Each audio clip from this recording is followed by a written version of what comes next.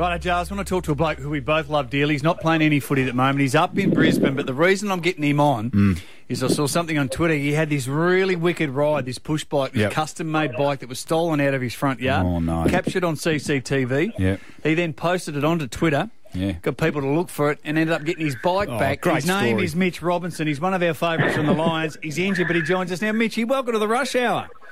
Geez, what an intro. That was a little bit different as usual. And congratulations on getting the ride back, mate. It's a sweet ride. I understand why you're a bit flat. Yeah, it was a different one. It was a birthday present for my missus, actually. So I hadn't been able to ride it. So I finally got it at the house and went for a coffee run on it. Yep. Came back and within half an hour my bike was gone. So, Jeez. So it was a little bit flattening. But as you said, I put on social media and got a fair bit of response. Even got a retweet from Russell Crowe, which is nice. That's pretty cool. So yeah, that was a win within itself. But no, it all happened. A lady from the club saw the guy pretty much just walking past near my house again, and she gave me a call. And me and my housemate Cedric Cox followed him to his address, and then kind of confronted him, got the bike back. So all's well. Was it tied up under the house? Wasn't it? Yeah, it was. It was chained. He's actually bought a chain and chained it up. So he's a bit smarter than me, I reckon. Did you lay charges? Did you take the chain off him so you can lock it up? No, I should have. I got told that, but no, I called the police on the Sunday when it happened. They hadn't got back to me, and so I was lucky that someone saw him, and I kind of let them know after that in case I'm looking for any more stolen goods, there might be some in his place. So nice. They weren't too rushed into it, no. I tell you what, Mitch, though, it's one of the rare times I've heard an AFL footballer say social media's done good things for him, so well done. Yeah, exactly. Hey, where's the foot at? Yeah, so obviously I'm done for the season. I've just got out of my moon boot, so I was in that for 6 weeks. In the middle of that, I had surgery, so I had a 2-week plaster job, and I'm walking around at the moment, so I'm just trying to get some strength back in my calf, because that's gone missing as well, so I'm just trying to get that back. Made a lost and found note for that as well. Yeah, it's not great, but no, hopefully got some muscle memory and it comes back to get them later. Mate, describe the atmosphere down at Brisbane at the moment. A lot of change over summer. The laughing stock of the football competition 12 months ago, but now the bear has awoken, so to speak. Describe what the belief and the passion amongst this young group's all about there, Mitchy boy. Yeah, you kind of mentioned this just then. We want to change what the outside world thought of us. Perception in the footy community is, pretty damning sometimes, and we felt like we had to kind of earn some respect back and started building a strong culture. And I think we've really recruited well with Fags and David Noble, who set the standard in off field, and Fags has come in with a great message for the young players. So I think it shows proof in the pudding type thing that young players are buying into it and they're signing up for a couple more years. And I think if we get a good group together and possibly try and trade for some more middle-aged recruits, I think we can start pushing some teams next year. So culture at the moment is building really well. We've got a strong leadership group. It's a young leadership group, but they're taking a lot on at the moment, and we're all learning at the same time. So it's going well. Yeah.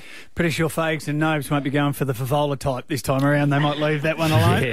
Yeah. Hey, Fags has been very good, and he can get quite animated in the box, and he bends down to swear and a few things. He's passionate. What has been the coaching method? What is he giving you guys? What's the number one or two things that he wants you to do on a footy field? He kind of reiterates that he's not going to have growlers if we're trying to go for those 45 kicks and open the game up and play on our terms. He's more about if he plays safe footy, we're not going to get any better. So just trying to reiterate to the players and kind of keep that going that if you go for something and you make a mistake, miss the kick or whatever, you're not going to get in trouble for us. The vibe that came back on the plane last week, guys would have got done with excess baggage. The boys would have been up and about. That was a great club win, mate. Yeah, well, it was. It was one of the better ones that I've seen. Unfortunately, I wasn't playing in it, but even watching the game, I was flicking between that and the Manny Pacquiao fight, and unfortunately I had to turn the fight off and watch the game because it was getting too close. So I was a bit flat with that, but $50 for the fight, and got to watch the boys win. So it was a good Oh, you poor bastard. Hey, Mitchy, you being a hard man, and the Adelaide Crows would love to get someone like you into the mix next year. Do you think the AFL's taking the hard man out of football? I've recently written about the rules that have kind of dampened my career a little bit. 45 rule changes, Mitch, you said in your article. In your 9 years, rule or interpretation changes. That's crazy.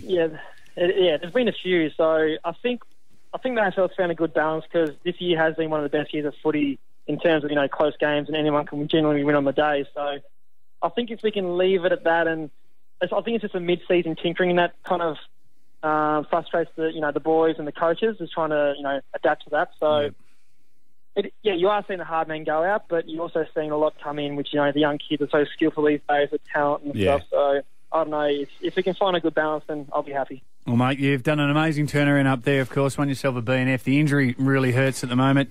I guess the lesson out of all of this is to shut your bloody gate. Or get a big bastard dog. No, or get a dog. Or get a dog. No, don't say that, because my partner's been wanting one. I've got 2 kids now. I can't afford a dog as well. So I'm trying to help the ship. Yeah. But I will be shutting the gates from now on, that's for sure. Oh, mate, thank you so much for taking the time out. Good luck to you and the boys. It's on the right path with Fags, and we'll be watching with interest and can't wait to see you back in action next year.